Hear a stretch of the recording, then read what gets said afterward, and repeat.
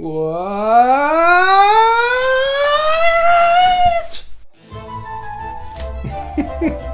Welcome to the broadcast, my fruits. You may curtsy, you may kiss the royal hand in glove, if you please.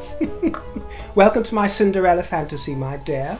I am in huge net skirts, and I'm going to try really hard not to make them rustle while I'm talking to you, so I don't get complaints about that, but apologies if it does. This is my original coronation outfit, which I mentioned to you, and what I was going to originally wear before I decided to go with plain, chic white, that rather royal coat. And I'm glad I wore that one, and it's become an instant favourite, and I'm going to make that a signature of the channel. I love the white simplicity of it, but I also enjoy this, which is champagne in theme, if you will, champagne in colour. This is the vintage cape I mentioned. This gown was just £9.99 from a charity shop, so that was a bit of a bargain. It fits me beautifully. I've been swirling around all over the place. All I need is a ball to go to now, my dear, and a Prince Charming, so any offers of both, let me know. And some lovely vintage earrings I don't think I've worn before that match perfectly, and the new headdress that matches absolutely perfectly. So I'm quite happy with this look. So I hope it tickles you anyway. If nothing else, even if it's not aesthetically pleasing or to your liking, perhaps it will just amuse you and give you a good laugh. But I don't mind. However it entertains, it's fine, my dear. But I'm enjoying myself. And as we discussed yesterday, the Duchess of Sussex is also enjoying herself. She was out stretching her legs in the mountains, wasn't she? You know, a different sort of stretch of the legs, you know, of a fashion. She was out doing that. And the press and social media have been going wild, because of an object around her waist. There was some issue going on around her waist. All kinds of questions have been raised, my dear. All kinds of suggestions. I mean, it could just be big panties that she's pulled up. I don't know, my dear. But usually I would assume she would look over that kind of detail, because it wasn't especially flattering. But some have suggested it was a hernia belt. Some have suggested it was a belt with a phone pocket, so that could be a very innocent excuse for it. Less innocent is recording device. Some have said, you know, she could be harbouring bugs of her own. Or perhaps she's dictating the sequel to Spare, the Spare S. A sugar monitor, never heard of such a thing, but it could be that. Some have said support knickers. I wondered if it could be the crown jewels that she's tried to speed off with. As long as it wasn't the Brazilian aquamarines, my dear. Or it could just be a copy of Spare by Prince Harry, so she's always got her husband close by to her. But who knows, my dear? I don't want to spend too much time pondering it, but that is what has been hitting the headlines today. So the mind boggles. Now, I wanted to share a little something with you, which you can take or leave. Take it as a pinch of salt if you want, but I certainly trust my source, who got in touch with me after seeing one of my recent broadcasts where we talked about the red plume at the coronation. That was obfuscating and obstructing Harold's view, which seemed almost perfectly placed, didn't it? And I haven't spoken to this chum for quite some time, actually, but he or she has worked in association with Sir Timothy Lawrence, the Princess Royal's husband, in the area, I don't want to be too specific, but in the areas of national infrastructure consultation, shall we say, post-naval career. Anyway, their information was indeed that it was at the behest of Princess Anne that it was. Meaning that when negotiations for seating arrangements took place, she took that plume into consideration. And it wasn't done with malice, I want to make that very clear. It wasn't it was a saucy glint, with a saucy glint to the eye, if you will. You know, a sort of mischief about it. And when I'm told is that when this was discussed, when it came up, especially with the children of the Princess Royal, with the Tyndalls, it was hysterics all over. Absolutely. Now, before we go on to discuss J.R. Mooringer, who has been writing about his time behind the scenes with Prince Harry, and I've got something to say about that. Before we progress to that, I wanted to take the time to read a comment I received today from a viewer by the name of Sheba Casper, who also has her own YouTube channel. It's about plants. She grows plants. It's called The Spirited Planter, so check that out if you enjoy plants. But she left a wonderful comment, and she summed up what so many of us of all colours think. This is in relation to comments made by the Bridgerton actress, who said that the royal balcony was terribly white, and that horrified a lot of you. Of all colours, horrified a lot of you, and I can see why.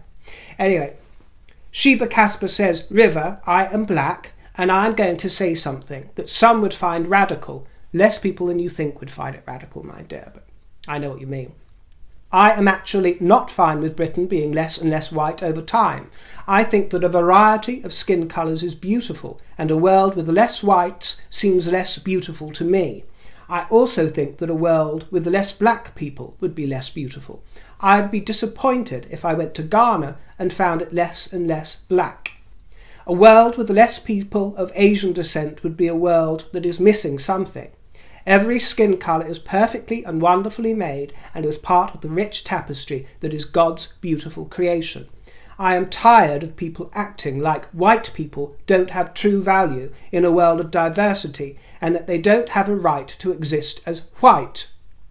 There is nothing wrong with being white, for God's sake. This is coming from someone who loves her dark skin and her kinky hair. I don't even straighten my hair or wear weaves. That is how much I love my black self. I am even planning on putting my hair in locks soon. I love Nigerian beats, reggae, Bob Marley still rules, Bach, gospel, steel pan, Chopin, nocturnes, Scottish pipes, Bhangra, etc. I appreciate all kinds of music and cultures. There is beauty and importance in them all, including white cultural diversity. Yes, white culture is diverse. Why can't we love each other as we are without trying to trample one another in some way?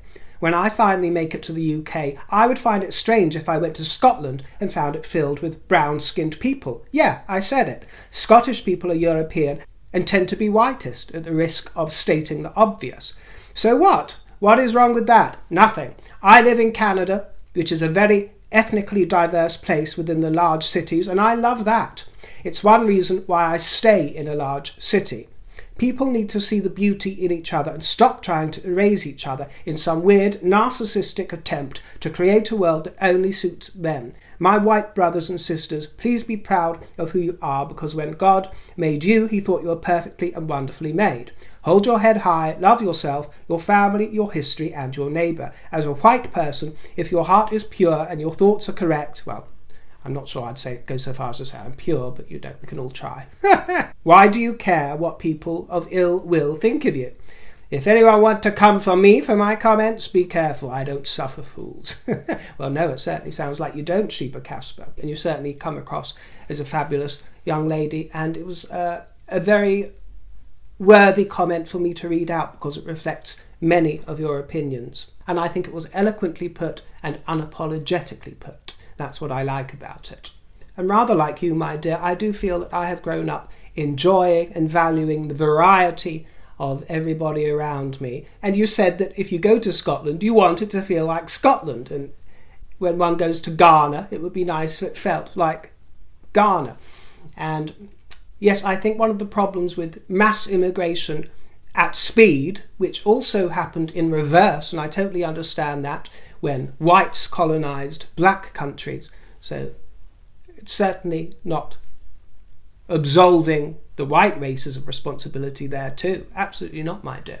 Everyone plays their part in this. But when mass immigration happens at such speed, it is the feeling of different countries. You know, everyone talks about fabulous melting pots, everything amalgamating all together, and rich diversity. And there is rich diversity, but in so much diversity comes, as you say, my dear, a sort of diluting of national pride and identity as everything becomes so interconnected and this global feel. That is going to happen. Some of it has good effects, but it is about not being ashamed of what already exists in a place and not being afraid to protect and preserve traditions, whether that is in Africa or in Europe or anywhere else. Now I am going to hold forth on Notes from Harry's Ghostwriter in The New Yorker by J.R. Mooringer. And the first thing to remember is, when reading this article, is that he employs the same techniques and devices that he does when he is ghostwriting. And that's only natural. I don't have anything against him at all. And he is influenced by the art of memoir by Mary Carr, as he has said himself. And he starts off by telling us that he was exasperated with Harry. I was exasperated with Harry. And he recounts lots of tensions, shouting from Harry because they were arguing over a sequence in Spare. Harry had flushed cheeks. Most of these meetings went on Zoom, so they were talking to each other, on a little screen. His flushed cheeks, his eyes narrowed. We were down to the last edits. And this was to do with the piece in Spare where there is a simulation of Harry's capture by terrorists when he is being trained. And his pretend captors made a vile dig about Diana. If you've read it, you'll remember that bit. To try and goad Harry, a vile dig about Diana's death. Mooringer tells us that Harry wanted to end the scene with a comeback retort from him. He wanted to make it clear that he was the one that got the last word. But Mooringer kept saying, no, it's unnecessary, it will dilute the scene. And Harry was getting extremely flushed. And as he says, he ended up exasperated with Harry. Well, it is very revealing, isn't it? Because this is what Harry does. He exasperates people.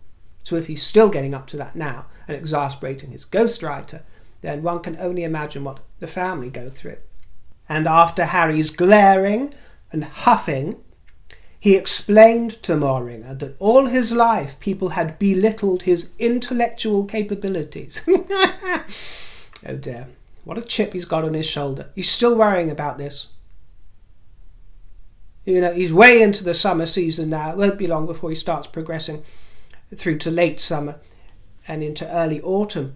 And he's still got this chip on his shoulder. Several chips.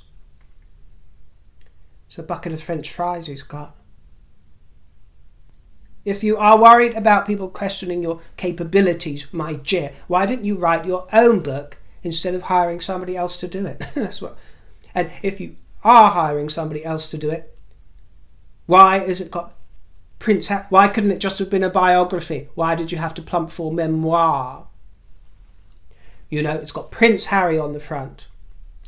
And what we discover is that originally it was going to be undisclosed who the ghostwriter is. So you're happy to take all the credit for this tome. What a wonderful author you are. Let's give him the Booker Prize. When really all you're doing is sitting down as if you're at the therapist's again and expostulating and holding forth on all your troubles. And Harry thought that this retort to his pretend captures would illustrate his cleverness and prove that he had his wits about him.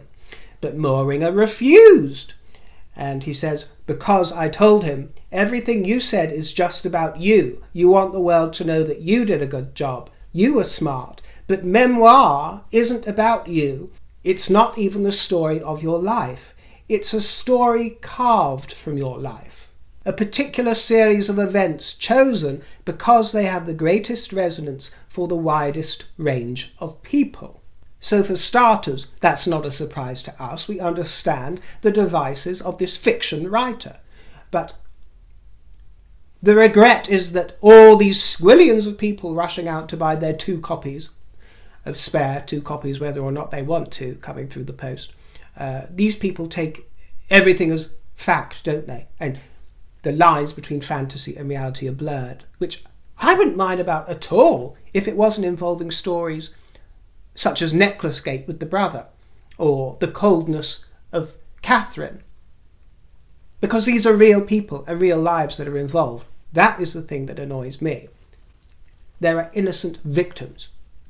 Anyway, Mooringer keeps dramatising this moment, dramatising. And he talks about, we were having such tension, such to and fro. Harry was so exasperated. I was worried that it wouldn't go ahead and the potential collapse of the financing for this novel. Not that I work for money, he says. I don't choose projects for the money and the potential. You know, I really had to mull over whether I wanted to do this or not. Yeah, right. Anyway, after what seemed like an hour, we locked eyes. We locked eyes. Yeah, that means you looked at each other. So, you know, that's mooring a speak foot. We looked at each other. We locked eyes. Harry shot a mischievous grin, and then Harry said, I really enjoy getting you worked up like that. So that seems to be key, doesn't it? Yes. Harry is a provocateur. Harry is one that likes to goad, and even his ghostwriter is giving us that information, even though he knows that people will hold that against the prince. He's an instigator. And, you know, I believe that he is one of those types. Some types just don't feel alive unless they've got that chemical adrenaline fix going on in their body when they're all fueled and all hyped up with that fiery furnace of petulance going on. Pusillanimous and pugilistic. Yes, pugilistic, that's what he is.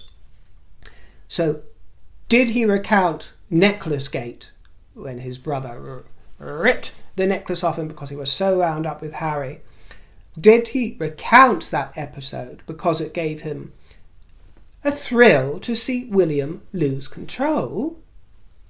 Or was he actually just reimagining that entire encounter, an innocuous moment, as one of passion? Getting a rise out of his brother, because as he said to Mooringer, I really enjoy getting you worked up like that. Yeah, you do, don't you? Because you know that ultimately William can't speak out or retort, and neither do members of the royal family, because they don't complain or explain in the same way that a celebrity might, or other vulgar, trashy people might do. They can't do that. So you can goad as much as you like, and you know it. And that is what they're used to with you. That is what I take away from that. When Mooringer was approached to write Spare, I think he said it was in 2020, during the beginning of the pandemic really, he took an initial Zoom call from Harry and pretends that he was hesitant about it, saying, Harry wasn't sure how much he wanted to say, and that concerned me. And he says that Harry had no deadline. And he says the way that Harry had been treated by both strangers and intimates was grotesque after they sat down and had this chat.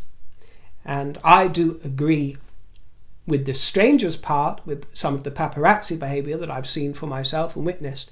I think some of it was gross, especially for when he was a boy. He has my sympathy for that to this day. But when it comes to intimates, well, he can only really be talking about his family. So he seems to be taking Harry very much at face value there and believing whatever he's being told. Trust began growing between the two of them. And others were brought in from Harry's inner circle, which I don't want to think about. They were brought in from his inner circle into the bubble. And Mooringer stayed at Montecito on a few occasions, and Meg and Archie would visit. This is wonderful. Forever bringing trays of food and sweets. You can just imagine it, can't you? Yeah, they were sweetening him up. Honestly, why doesn't she get a job for Deliveroo or Just Eat or one of these Uber Eats? Should be fabulous, wouldn't she? Bringing up, you know, why? She can do her service, she can do her community stuff, bringing her fabulous home-baked cookies to everybody. And she doesn't even have to deliver it herself. Remember when she saw the homeless people and sent her driver out to feed them cookies? In no time, they were texting around the clock, back and forth. It was just wonderful. Creative affair. No subject was off limit. I felt honoured by his candour, and I could tell that he felt astonished by it and energised. So he was astonished by his own candour, that he was just telling everything, telling all, because he enjoys the validation of it. Anyone that will listen to him, I mean, thank God he's got millions and millions because his therapists deserve it, don't they? Even though they're not giving him the best advice, they deserve it just for sitting there and listening to all this dross hour after hour after hour. Yes, please come back next week because I need the money, but I'll wear my earplugs. Mooringer says that he tried to emphasise the storytelling and the scenes to Harry, whereas Harry wanted Spare to be a rebuttal to all the lies that were ever told about him. So there was some friction there, some difference of interest. Harry dreams of endless retractions, Mooringer says, which meant no end of revelations. So it was revelations galore, and Mooringer must have known that his gold mine was getting higher and higher and higher. Well done. I've got nothing but congratulations to Mooringer, my dear. You're being fed yarn after yarn after yarn after yarn, and like Rumpelstiltskin, you're spinning into gold, my dear. And then shock horror, there was a leak from Montecito, or from Archewell, or from someone in Harry's inner circle. His inner circle was leaking. Ugh! And the leaker revealed Mooringer's name to the press for the first time. And as I said, there was a clause in his contract which had given him the right to remain unidentified. Well, there it was. The whole world knew. Everyone knew now. Mooringer! And apparently Harry has a sense of humour, because I've suggested a few times that I think he's got daddy issues, and apparently he said at one point, because I have daddy issues, and they both laughed hysterically together. So he knows that aspersion has been cast about him. Perhaps he's been watching the show. Mooringer tells us that when Spare was unleashed upon the world, facts, this made me raise an eyebrow, facts from the book were wrenched out of context by the press. He complains a lot about the press reaction to it and sensationalism. Some of it that I can understand, some of it was a bit puerile, but if you're going to complain about facts being wrenched out of context, I think, not that you deserve to, and they wouldn't sit down with you, but I think that the Prince and Princess of Wales, our future King and Queen, might have something to say about the way that you wrenched facts, or I should say, wrenched Harry's version of facts and history, and wrenched them beyond all recognition. I'm sure they'll have a few things to say about that. As you say, my dear, memoir is not about his actual life, his real life. It's about the highlights, dramatised, magnified. He complains that complex emotions were reduced to cartoonish idiocy. No, my dear. I came away with the view of cartoonish idiocy because of what I read in your tome, despite your best efforts. Yes, I did. It wasn't the press that delivered that opinion into my ears. No, it was your tome. And I would like to ask, curiouser and curiouser, if nothing was off limits and he was getting it all out there, getting it all off his chest, wanted to tell absolutely everything, by the hairs on my chinny chin chin, why was one particular scene? Remember, you like your scenes, J.R. Mooringer. Your scenes, your storytelling. Where was the scene of a certain conversation involving what? The conversation that's tantalised the world. I mean, you might have to check with wifey when she comes delivering you the cookies or your milk and honey, because they didn't have their facts lining up, did they? The location, the date, was it during the pregnancy, before the pregnancy? They couldn't line it up, so maybe your fact checkers could have lined up the date of this conversation for your tome. Then you could have enlightened us all, but that was missing, wasn't it? That was missing. Would be too damaging to reveal who it is. We don't mind dismantling the Commonwealth, destroying the goodwill legacy of 70 years of the late Elizabeth's reign. We don't mind telling everybody how wicked the future king is, William, how uncaring and what a bad father the existing king is, Charlie boy, and we don't mind telling you that Catherine is a complete and utter cow. We don't mind doing all of that, my dear, but it would be far too damaging. Far too damaging. Far too damaging to reveal who had this conversation. Maybe if I just have a little inhale of this stuff and a little pop of that. Oh yeah, a little pop of that. Oh no, I'm all chilled out. Now all of a sudden that conversation, they were just being lovely, weren't they? We won't bother putting that in the book this time. Mooringer then does some race baiting himself, yes. And he knows exactly what he's doing, because he suggests that the ecstatic contempt for Harry in the wake of the release of Spare must be racism, surely. Must be racism.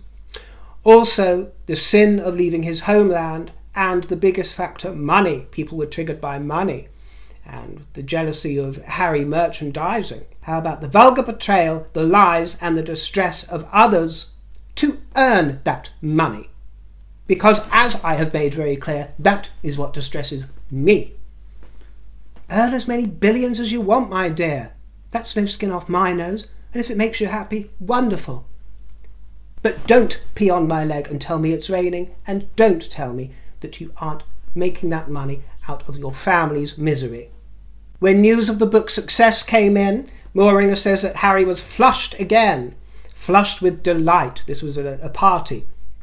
A celebratory party, flushed with delight, couldn't believe the sales outcome. And Harry made a speech with tears in his eyes, saying that he felt free. He felt free. And then Mooringer ends his piece, no doubt referring to art of memoir, with a schmaltzy recollection of a little interchange with his daughter, Gracie, who asked her father, "Father, what is ghostwriting? I hear that you work as a ghostwriter, but what is ghostwriting?" And he replies, "Imagine if one of your classmates wanted to say something, express something, but they couldn't draw.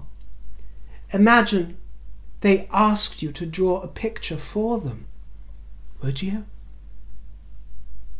"Yes, Father, I would do it." That's what she says. So, what you are seeing is an artist's sketch. That is what Spare is. And so, for anybody that read Spare and sympathised and fell in love with Harry, that might make Harry flush with pride, but actually they were falling in love with the picture that was sketched by an artist who offered to help in return for the filthy lucre. It wasn't that they were falling in love with Harry. That is the big difference, and what Harry hasn't quite fully realised yet. No, they fell in love with a warped version of Harry, if they indeed were endeared to him by this tome. Do you get it? Do you get it? Got it? Good. Yes, they fell in love with a hall of mirrors, my dear. A hall of mirrors. Harry hasn't got that yet, because if they knew the real Harry, they might be like a Nachos Figueres, one of his buddies. They might be like a James Corden or an Ellen or a Gale and absolutely adore Harry, or some of his old army cohorts. There are many that absolutely adore Harry, and I will never deny that. Many people in his life think he is a stand-up guy, so I am not taking that side away from him. But as for these intimates that treated him with such grotesque behaviour, as you put it, my dear, perhaps the ones that know him the longest and the best and the closest see a different picture that was drawn by Harry himself and not a ghost. And with that, I wish you a fond farewell and thank you for your company, my dears. Channel the royal spirit. Let me know what you're thinking in the comments, and my tip jar, Privy Purse, is in the description box. Thank you for your time, and I'll see you in the next broadcast. Ta-ra, my dears, and toodle pip.